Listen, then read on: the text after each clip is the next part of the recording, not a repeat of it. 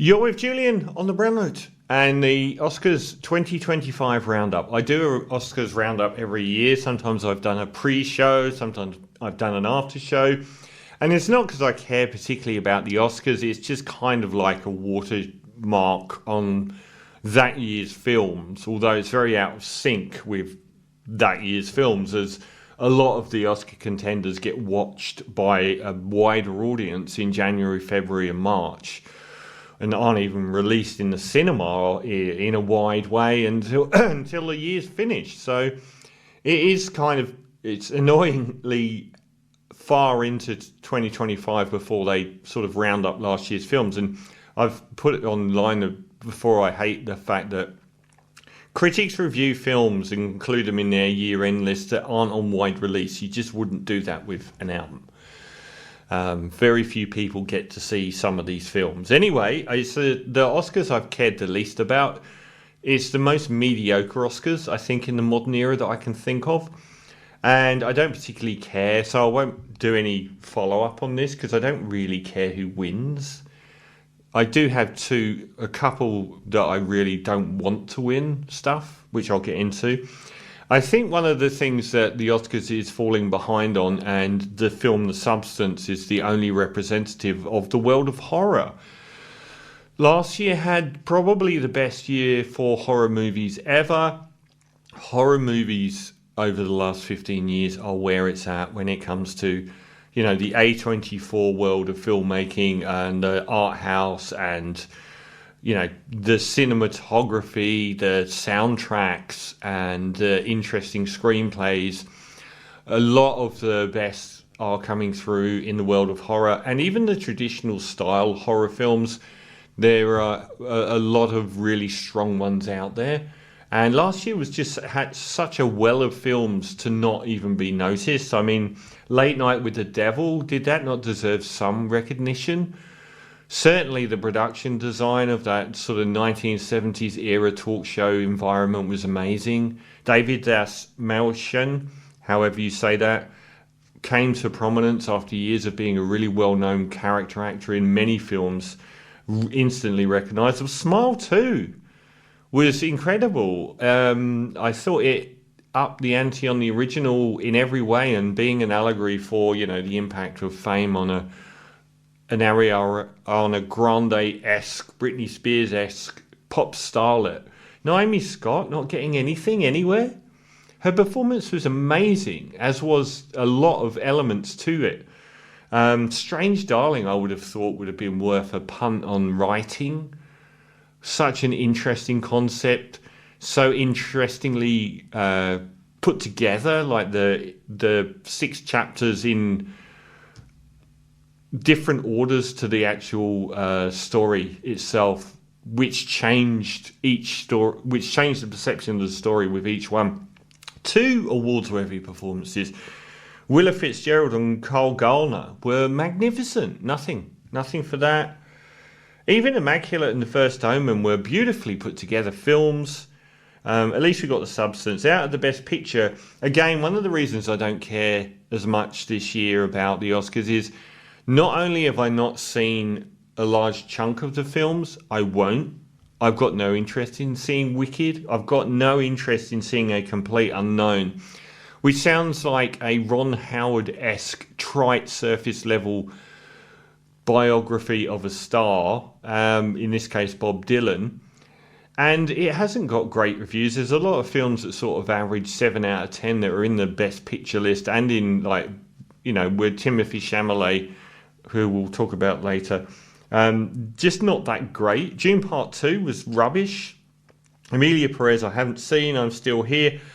That would be, that's a decent one. I think that's from the guy that did City of God, a Brazilian film. Nickel Boy's not seen. Wicked I'm not seeing. And I'm going to do reviews of Anora and The Brutalist in a little while on the show. To win it out of what I've seen, probably I would say I want The Substance to do really, really well, but it's not getting picked up for much. I would probably like to see The Brutalist win it overall as a realistic winner. And if it was I don't think I reviewed Conclave last week. It's fantastic in many ways, and then it's got the worst ending possible. I wouldn't be disappointed though because it's so high quality. Director, I'd have to go with Bradley Corbett for The Brutalist or Coralie Fargier for The Substance, and I wouldn't mind if Sean Baker won for Anora. I've only seen bits of Emilia Perez, and that was enough to make me never watch it. It sounded so awful.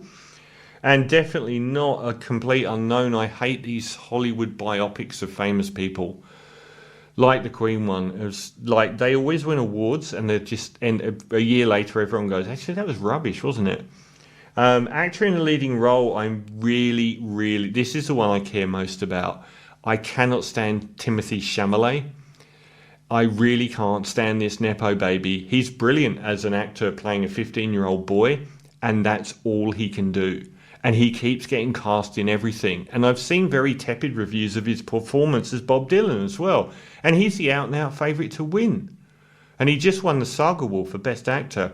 Compared to Adrian Brody, showing absolute acting class, masterclass of acting in The Brutalist.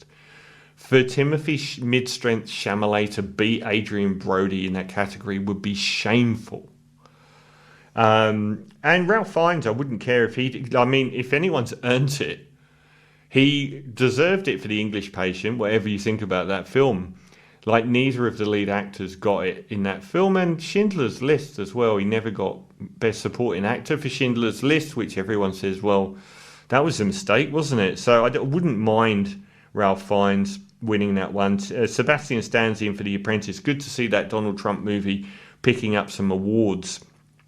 But it seems to be between Adrian Brody and Timothée Chalamet for Best Actor.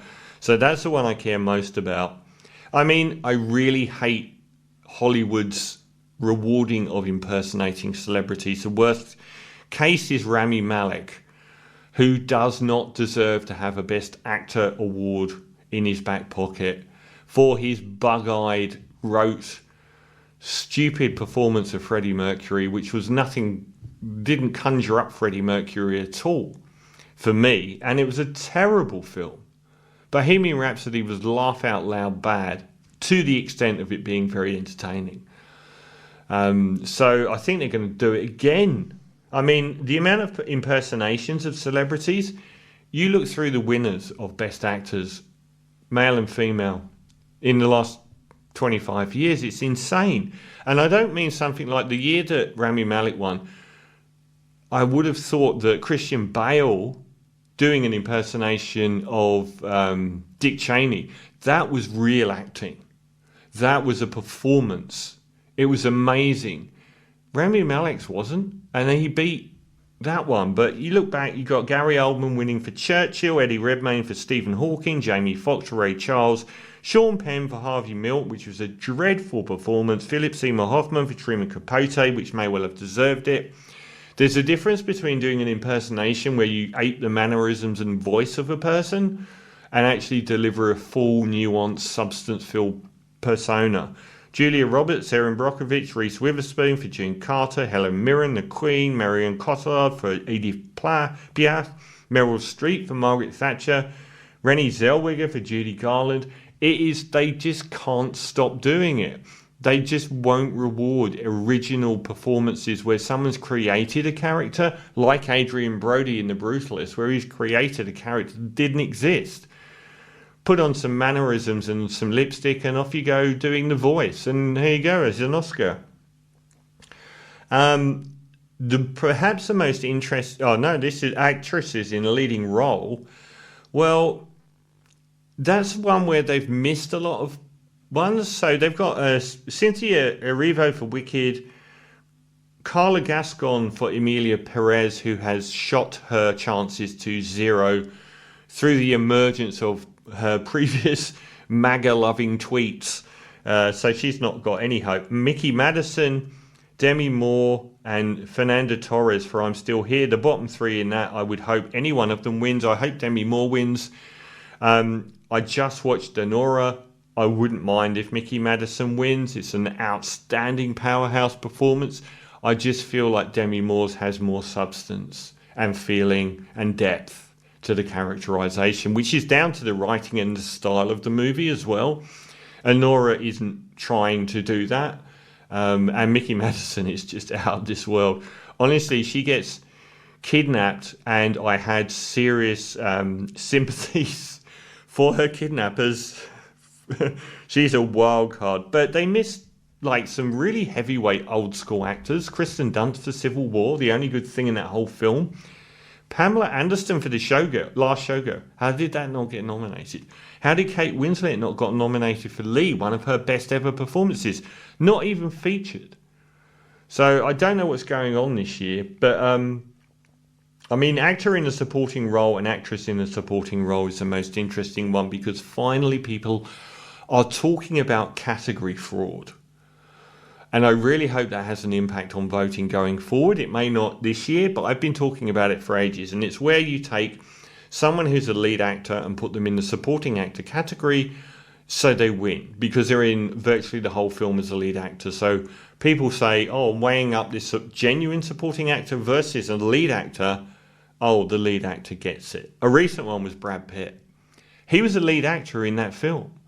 He was the lead actor in Once Upon a Time in Hollywood, and he won the Best Supporting Actor against Joe Pesci and against Al Pacino, who were supporting actors. And a lot of people say, well, what's a lead actor and what's a supporting actor? And Pulp Fiction is the gold standard for deciding that. There is the John Travolta character who was nominated for Best Actor, and the Samuel Jackson character was nominated for Best Supporting Actor, and people cried racism. Rubbish. If you're going to be a lead actor, you have to have significant screen time where you're not only on screen involved in the other person's story. Samuel L. Jackson in Pulp Fiction was only on screen with John Travolta in his stories. John Travolta also had the entire Uma Thurman third of the film where he was the lead actor. One's a lead actor and one's supporting. A very modern egregious example is The Favourite, an outstanding film if you haven't seen it. 3 lead actresses, all deserving of an Oscar. Absolutely outstanding work from Rachel Weisz, Emma Stone and Olivia Colman. And Olivia Colman got nominated for the lead actress. I thought she was the least lead actress in that film out of the other 2. But they do it so they don't split the vote. So on one level, if you've got 2 brilliant performances in one film as leads, you don't want to split the vote. You want to have one in one category and one in Best Supporting. And they put Emma Stone and Rachel Weisz in Best Supporting, where neither of them won. All 3 were magnificent in that film. But it's unfair because if you're weighing up a supporting actor and you've got someone that's in the entire film with their own storylines, independent of the other lead actors, it's just not fair. They should start calling it out more. And the one version of the studios to get this wrong was Killers of the Flower Moon. Everyone said, that actress Lily Gladstone was a shoo-in to win the award for Best Actor, because they reversed the paradigm. They actually chose her as a lead actor when she was a supporting actor. So she goes up against Emma Stone, who's in every frame of Poor Things, and of course she lost. If she's in the supporting actor category where she should have been. As for writing, I mean, A Complete Unknown averages 7 out of 10 from critics. It's got significantly poor reviews from some critics. Conclave is brilliant for writing, but it's a terrible end, but the rest of the writing is amazing. So I don't know on that category who would win the Best Adapted Screenplay. I really hope it's not A Complete Unknown. I hope it's Conclave. I've not seen Nickel Boys and Sing Sing. Both of these films are getting a lot of attention and I just haven't seen them. For original screenplays, this is probably one of the hardest categories because Anora, The Brutalist and The Substance are all magnificent as far as original screenplays go, and I haven't seen A Real Pain, and that's picking up an awful lot of awards as well. That's a tough category. I doubt there's a weak entry in there. I don't know about the animated features. I would hope Flow, because that's the most independent of the major studios, I think, wins it. But Inside Out 2 got great reviews, still not on streaming, so I haven't managed to cop a copy of it yet. And from a Englishman historical perspective, I will not cry if Wallace and Gromit gets an Oscar, a second Oscar. And The Wild Robot was really good as well, so I don't care. But I would like Wallace and Gromit or Flo to win. Cinematography, if I want Timothée Chamalet shut out, I want Dune shut out more. Dune picked up a load of Oscars a few years back and didn't deserve any of them. And how, I don't know, and why it's got so much acclaim, but Dune 2 is equally bad, nearly. So I really hope that doesn't get it for cinematography, because if you're looking at actual cinematography, Nosferatu is amazingly shot, and so is The Brutalist. Absolutely stunning classical cinematography using archaic film stock, and it looks amazing, and I wish that would win, and then Nosferatu. And costume design as well, I think like Nosferatu is astonishing. I don't care about Wicked at all. How Gladiator 2 is in there. Conclave as well. I don't know why, like, that's picking up a lot of awards, but really, it's just people wearing Pope outfits. So yeah, I don't know. Original score, the Brutalist score, I hope wins that. It's amazing. Conclave music is excellent, and the other ones I don't care about. So, and production design, the Brutalist, I hope that wins, because the production design, it starts in like the end of the Second World War and moves through to about 1970. The production design is amazing in that. Visual effects as well, I hope Dune gets shut out there. Alien Romulus doesn't deserve it either. Out of those films, I think Kingdom of the Planet of the Apes looked amazing.